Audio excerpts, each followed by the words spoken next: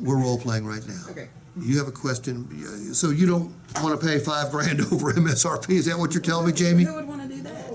As a matter of fact, Jamie, that's a great point, because nobody wants to do that. Exactly. You know what, we don't even want to do it, but we have to. Okay, last time you bought a car, Jamie, did you pay MSRP for it?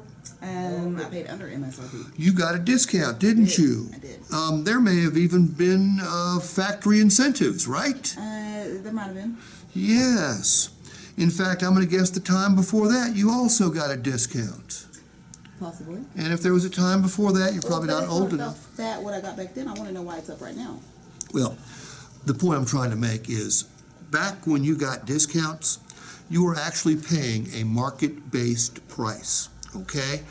The dealers don't discount vehicles because they're charitable. They discount vehicles because they have to for competitive reasons to get the customers to buy the vehicles. The factories don't provide incentives because they want to be good to America. They do it because they have to for competitive reasons. So all the discounts you've gotten in the past were based on the market. Now, let's fast forward to today. The $5,000 over MSRP you're paying is also a market-based price, okay? Now, don't take my word for this, Jamie.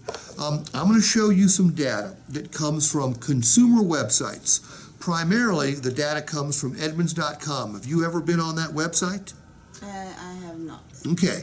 It's a website where lots of people go for information on product and pricing and trade values, and they provide information to consumers about all the aspects of the sale. What I'm going to show you now comes from that website. So you're not just trying to screw me right now? I mean, this is like real data? No, I would not be trying to trick you by any stretch of the imagination. This data is literally from April, so it's recent data. What's it say right there in the bold? 82% of new vehicle buyers are paying over MSRP. So this is off the Edmunds? Yes. That you mentioned? Where did the data come from? Edmunds.com. So how do I know that this Edmunds is legit, though?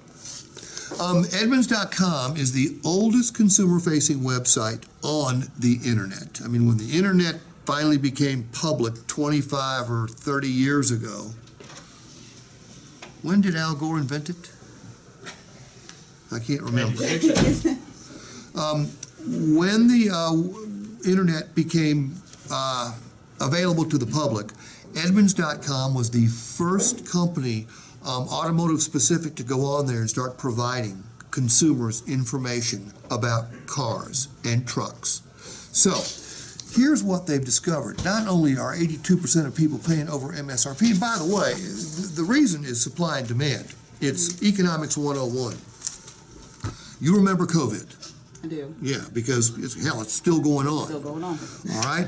COVID hits, the factories cancel chip orders, supply chain issues take place, and suddenly there are fewer new vehicles for sale than any time since the 1960s. So, what happens? People can't find new vehicles, so they buy used vehicles. Well, that drives up the price of used vehicles, which further drives up the price of new vehicles. So, check this out. How much over MSRP are they actually paying? 9.9%. Basically 10%, right? You're looking at a $52,000 vehicle. We're asking you to pay $5,000 over, which is actually a little bit of a discount off the 10%. So, Jamie, the reason we're asking you to pay $5,000 over MSRP is purely from an economic standpoint, supply and demand, okay? But you're actually getting a slight discount off the market-based price. I need you to okay this right